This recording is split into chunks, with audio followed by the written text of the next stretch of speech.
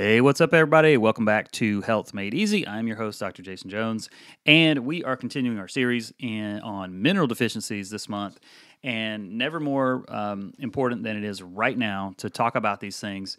And what we're going to talk about today is we're going to talk about 5 different health ailments that are caused by mineral deficiencies. And these are probably ones that you might not think of off the top of your head, but I think it's super relevant. So make sure you hang in there all the way through to the end so you can hear each and every one of these, because you might notice a couple things about yourself that might indicate that you could have a mineral deficiency. You might not, but it's always good to have the info. That way, when the time is necessary, you can take action, because that's what it's really all about. All right, now, minerals are simply described as these inorganic nutrients needed in adequate amounts for different bodily functions.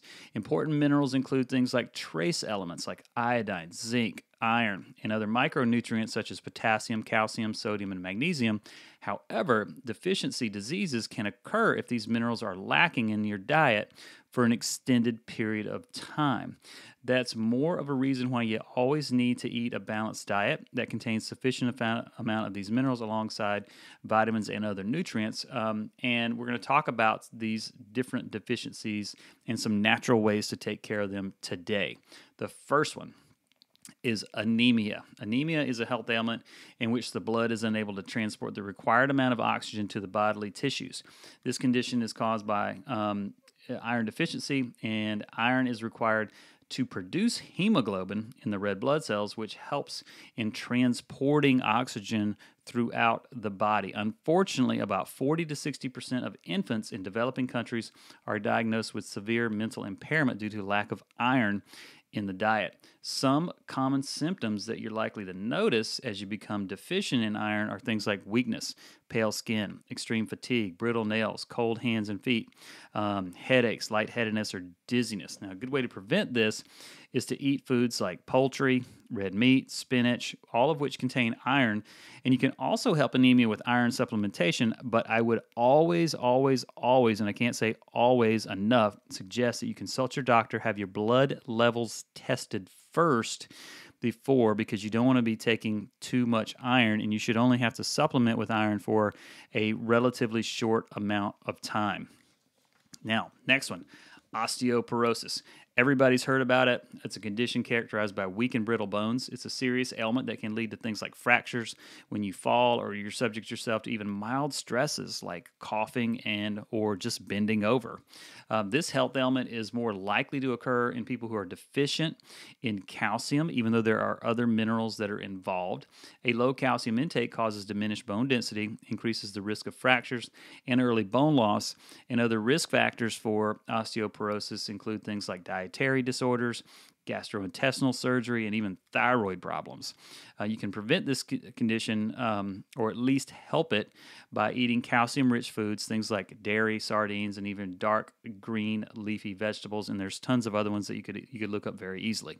The third one, less common, muscle paralysis. Now, this is a health ailment, and we're not talking about being paralyzed. We're just talking about what can happen when you have a potassium deficiency. Some common symptoms of this are things like weakness, muscle cramping. Other symptoms are like bloating, constipation, and abdominal pain. Potassium is an essential mineral that is required for nerve signals and muscle contraction, but you can lose potassium through excessive fluid loss, things like vomiting, use of diuretics, which a ton of people are on, and also kidney disease. Now, you can prevent muscle paralysis by eating foods that are rich in potassium, things like fruits and vegetables, potatoes, beets, plums, avocado, dark leafy green vegetables, and also bananas.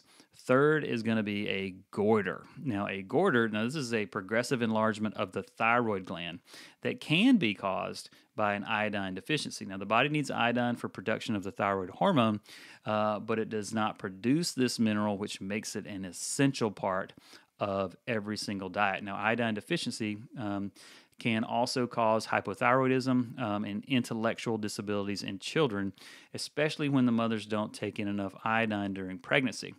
You can help a goiter by eating iodine-rich foods such as seafood, dairy products, eggs, meat, things like kelp, seaweed. Those kinds of things also have iodine in it as well. Now, abnormal heart rhythms are the last one that we're going to talk about.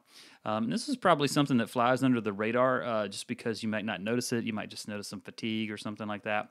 But you can get abnormal heart rhythms when you have a magnesium deficiency. This is mainly because magnesium is needed for the control of hundreds of different chemical reactions in the body, including controlling your blood sugar, but also your blood pressure. Magnesium also helps control energy metabolism, brain function, and protein production.